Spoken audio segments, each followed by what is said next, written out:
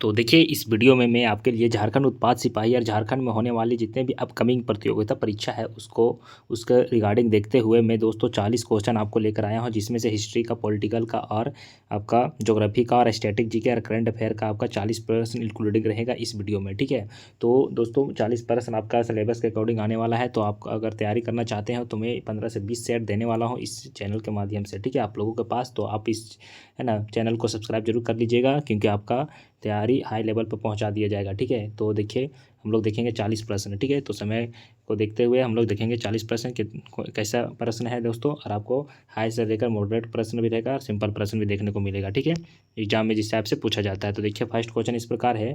देखिए निम्नलिखित में से कौन सा सिंधु घाटी सभ्यता का एक बंदरगाह शहर माना जाता है। निम्नलिखित में से कौन सा सिंधु घाटी का एक शहर है जिसको बंदरगाह शहर माना जाता है। तो देखिए इसका right answer option number B हो जाएगा। ठीक है, लोथल हो जाएगा। ठीक है, लोथल कहाँ पर है दोस्तों, तो अहमदाबाद में है। ठीक है, जो कौन सी नदी पर है, तो भोगवा नदी के तट पर है। कौन सा नदी पर है दोस्तों, तो भोगवा नदी के तट पर, याद रखेंगे। इसकी खुदाई कब की गई थी, तो 1955 से 1962 में किया गया था। ठीक है, तो कौन किए थे, किनके द्वारा किया गया था, तो ये SR राव के निर्देश के अनुसार किया गया था। ठीक है, तो याद रखेंगे कि यहाँ पर कौन सी नदी है, तो भोगवा नदी है। कहाँ पर है, तो अहमदाबाद गुजरात में है। ठीक है, तो चलिए इसका ऑप्शन नंबर देखिए बी राइट आंसर हो जाएगा। चलिए नेक्स्ट क्वेश्चन देखेंगे। वैदिक आर्यों का प्रमुख भोजन क्या था। ठीक है, देखिए वैदिक आर्यों का प्रमुख भोजन क्या था दोस्तों, तो देखिए इसका राइट आंसर क्या हो जाएगा, दूध और इसके उत्पाद। ठीक है, दूध और इसके उत्पाद हो जाएगा वैदिक आर्यों का प्रमुख भोजन। उसमें देखा जाए तो घी भी था, दही भी था। ठीक है, मतलब कि इन लोग का और भी था भोजन। ठीक है, घी था, दही था और भी था ये सब। ठीक है, तो इसका राइट आंसर हो जाएगा option number B. Next question देखेंगे। राज्याभिषेक समारोह का विवरण निम्नलिखित में से किसमें किया गया है। देखिए क्या है कि राज्याभिषेक समारोह का विवरण कौन सी काल में मतलब कि विवरण किया गया है। तो देखिए इसका राइट आंसर मतलब कि राइट आंसर क्या हो जाएगा, ऐतरेय ब्राह्मण में। ठीक है, तो ऐतरेय ब्राह्मण किससे लिया गया है दोस्तों, देखिए इसका option number C right answer जो ऐतरेय ब्राह्मण। ऐतरेय ब्राह्मण किससे लिया गया है, तो ऋग्वेद से लिया गया है। ठीक है, कौन से शाखा से संबंधित है, ऋग्वेद की शाखा से संबंधित है ऐतरेय ब्राह्मण। तो ऑप्शन नंबर इसका देखिए सी राइट आंसर हो जाएगा। चलिए नेक्स्ट क्वेश्चन देखेंगे। निम्नलिखित में से किस नदी को वैदिक काल में पुरुषनी के नाम से जाना जाता था। तो पुरुषनी के नाम से कौन सी नदी को जाना जाता था किस काल में, तो वैदिक काल में। ठीक है, तो वैदिक काल में कौन सी नदी को पुरुषनी के नाम से जाना जाता था दोस्तों, तो देखिए रावी नदी को। ठीक है, ऑप्शन नंबर देखिए इसका बी राइट आंसर हो जाएगा, रावी नदी। ठीक है, तो रावी नदी इसका राइट आंसर हो जाएगा। ठीक है, इसको पुरुषनी के नाम से, पुरुषनी नदी के नाम से भी जाना जाता था उस काल में। ठीक है, जब क्या होता है कि 10 राजाओं का युद्ध हुआ था ना, तो उस टाइम नदी के तट पर लड़ा गया था। मतलब कि कौन सा एक युद्ध था, 10 राज का युद्ध। ठीक है, तो इसी नदी के तट पर लड़ा गया था, जिसमें राजा सुदास विजय हुए थे। ठीक है, तो चलिए ये भी याद रखेंगे। चलिए नेक्स्ट क्वेश्चन देखेंगे। जैन धर्म का पहला तीर्थंकर कौन थे। ठीक है, जैन धर्म का पहला तीर्थंकर किसे माना जाता है।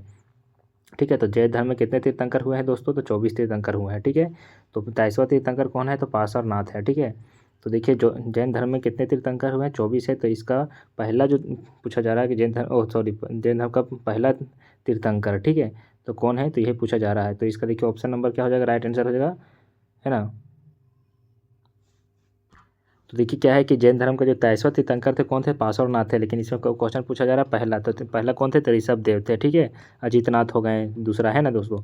ठीक है, आप देख लीजिएगा। ठीक है, तो देखिए इसका क्या है, जैन धर्म का जो तीर्थंकर थे ऋषभ देव आदित्यनाथ को माना जाता है। ठीक है, तो देखिए भारत में जैन धर्म को प्रथम तीर्थंकर किसे मानते हैं, तो ऋषभ देव को मानते हैं। ठीक है, चलिए नेक्स्ट क्वेश्चन देखेंगे। नेक्स्ट क्वेश्चन है, निम्नलिखित में से कौन सा नंद वंश का अंतिम शासक था। ठीक है, तो नंद वंश का अंतिम शासक कौन था। ठीक है, तो देखिए याद रखेंगे कि नंद वंश का अंतिम शासक कौन था, तो घनानंद था, जिसको चंद्रगुप्त मौर्य ने, है ना, हराया था किसके नेतृत्व में, तो कौटिल्य के नेतृत्व में। ठीक है, तो इसका राइट आंसर हो जाएगा घनानंद हो जाएगा। ठीक है, चलिए नेक्स्ट क्वेश्चन देखेंगे। महावीर कौन सा तीर्थंकर थे। तो देखिए हम सभी अभी बताएं कि महावीर कौन सा तीर्थंकर थे। तो देखिए 24वें तीर्थंकर थे महावीर। कितने तीर्थंकर थे, तो अंतिम और लास्ट तीर्थंकर थे, 24वें तीर्थंकर थे महावीर। ठीक है, चलिए नेक्स्ट क्वेश्चन हम लोग देखेंगे। इंग्लैंड के हाउस ऑफ द कॉमन, क्या क्वेश्चन है कि इंग्लैंड के हाउस ऑफ द कॉमन द्वारा भारत के किस गवर्नर जनरल पर महाभियोग चलाया गया था। ठीक है, भारत के कौन से मतलब गवर्नर जनरल हैं जिसमें महाभियोग चलाया गया था। तो देखिए इसका option number A right answer हो जाएगा, वारेन हेस्टिंग। ठीक है, वारेन हेस्टिंग जो है इंग्लैंड के हाउस ऑफ द कॉमन द्वारा वारेन हेस्टिंग को महाभियोग चलाया गया था। ठीक है, तो ऑप्शन नंबर देखिए ए इसका राइट आंसर हो जाएगा। चलिए नेक्स्ट क्वेश्चन देखेंगे, कलकत्ता में उच्च न्यायालय की स्थापना किसके द्वारा की गई थी। तो देखिए कलकत्ता उच्च न्यायालय की स्थापना किसके द्वारा की गई थी। तो ऑप्शन नंबर देखिए इसका ये राइट आंसर होगा 1773, है ना, 1773, है ना, विनियामक अधिनियम। ठीक है, तो इसके द्वारा किया गया था 1773, मतलब कि जिसको क्या बोलते थे, है ना, रेम्यूलेटिंग एक्ट, जिसके द्वारा की गई थी। ठीक है, तो ऑप्शन नंबर इसका राइट आंसर हो जाएगा। नेक्स्ट क्वेश्चन देखेंगे, नेक्स्ट क्वेश्चन है कि भारत सेवक समाज की स्थापना किसने की है। तो भारत सेवक समाज की स्थापना किसने की है दोस्तों। तो देखिए option number B right answer हो जाएगा, गोपाल कृष्ण गोखले। क्या हो जाएगा option number B, Gopal Krishna Gokhale. ठीक है, इसका राइट आंसर हो जाएगा, क्या हो जाएगा कि क्या बोलते हैं उसको, सर्वेस्ट ऑफ द इंडियन सोसाइटी की स्थापना गोपाल कृष्ण गोखले द्वारा किया गया था। कब किया गया था दोस्तों। तो महाराष्ट्र में किया गया था, पुणे में, पुणे महाराष्ट्र में। ठीक है, कब किया गया था। तो 12 जून को किया गया था, 12 जून 1905 को। ठीक है, तो ये भी याद रखेंगे। नेक्स्ट क्वेश्चन है स्टैटिक्स से जीके का क्वेश्चन था ये, पृथ्वी के सबसे निकट कौन सा तारा है। तो पृथ्वी के सबसे निकट कौन सा तारा है। तो इसका राइट आंसर हो जाएगा, देखिए, है ना, ऑप्शन नंबर बी, पृथ्वी का सर्वाधिक निकट तारा कौन है, सूर्य है। ठीक है, इसे सौरमंडल का हिस्सा है। ठीक है, पृथ्वी क्या है, इसी सौरमंडल का हिस्सा है तथा सूर्य का चक्कर लगाती है। ठीक है, तो पृथ्वी का मतलब पृथ्वी किसका चक्कर लगाती है, सूर्य का चक्कर लगाती है। सूर्य से पृथ्वी की दूरी लगभग कितनी है दोस्तों। तो 14, है ना, 9.6 इंटू 10 कितना हो जाएगा, 6 किलोमीटर हो जाएगा। ठीक है, इतना दूरी पर है। ठीक है, सबसे नज़दीक है। तो ऑप्शन नंबर देखिए इसका बी राइट आंसर हो जाएगा। नेक्स्ट क्वेश्चन देखेंगे, निम्नलिखित में से कौन सी अभिक्रिया सूर्य से विकसित होने वाली ऊर्जा को मुख्य कारण है ना। कौन सी अभिक्रिया जो है सूर्य से है ना विकृत होने वाली ऊर्जा का मुख्य कारण है।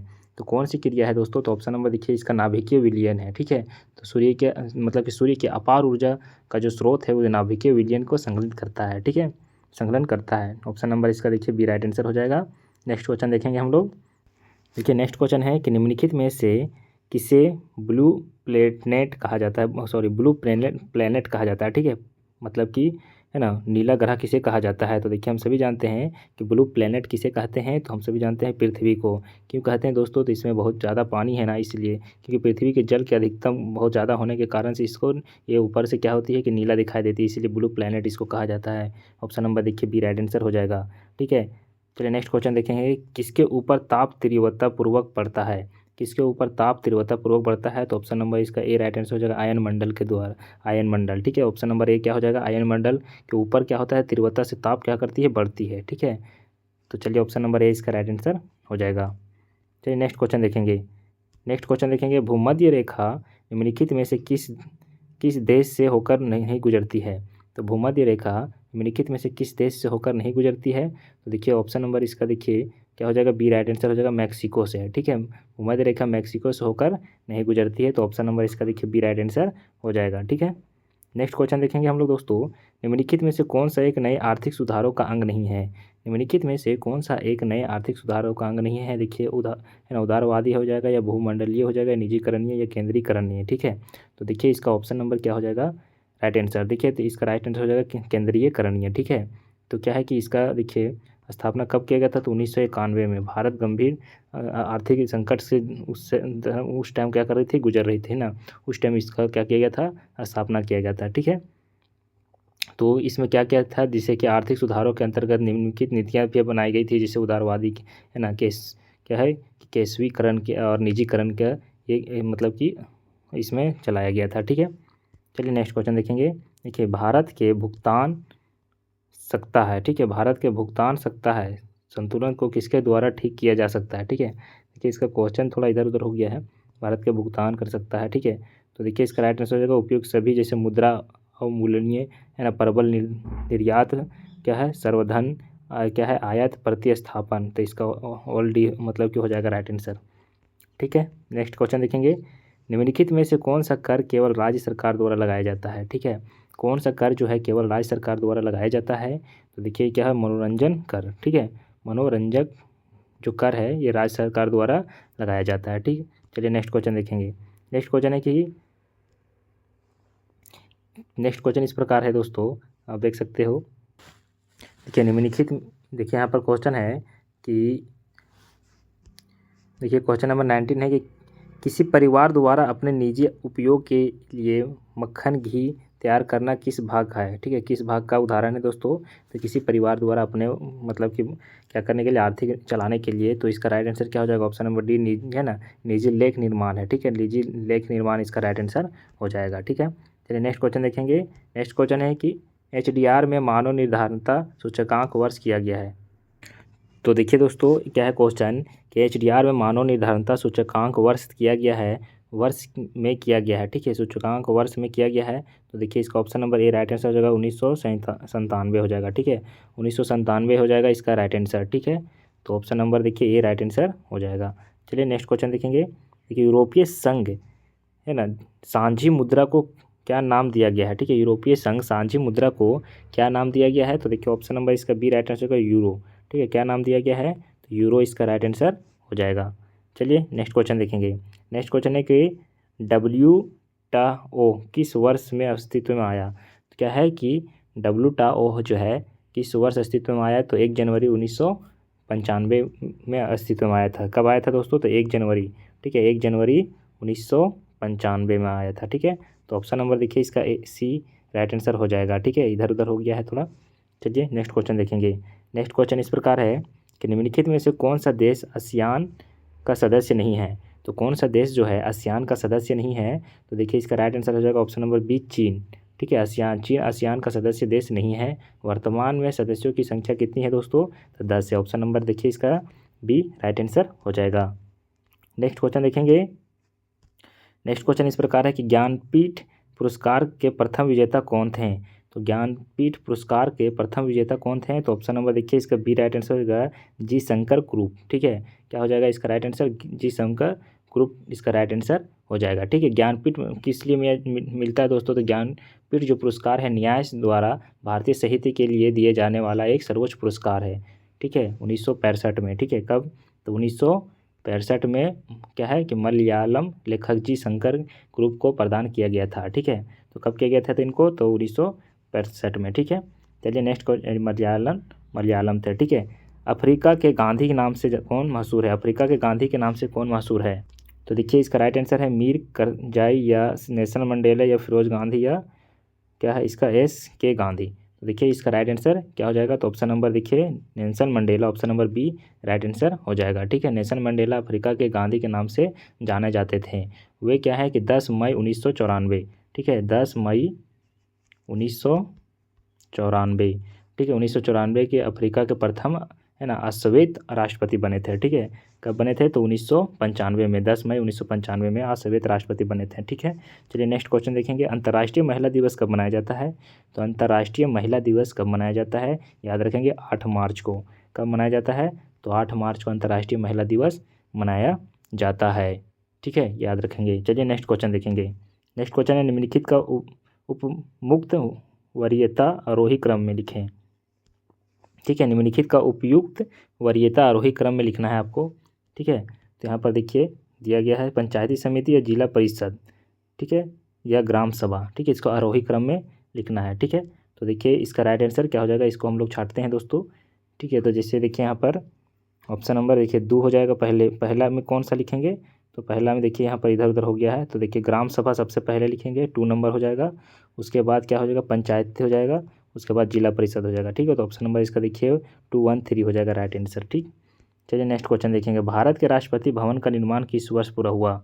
तो भारत के राष्ट्रपति भवन का निर्माण किस वर्ष पूरा हुआ था, तो ऑप्शन नंबर देखिए बी हो जाएगा 1929 में, ठीक है। ये सभी क्वेश्चन आपको देखने को मिल सकता है, ठीक है। तो चलिए नेक्स्ट क्वेश्चन देखेंगे।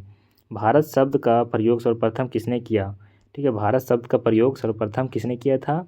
तो देखिए इसका राइट आंसर क्या हो जाएगा, ऑप्शन नंबर बी क्या है मैकियावेली, ठीक है, मैकियावेली हो जाएगा इसका right answer, option number B, ठीक है। मैकियावेली जो था मतलब भारत शब्द का मतलब कि सबसे पहला प्रतिपादन मतलब कि यूज किया था, ठीक है। चलिए आगे देखेंगे, ठीक है।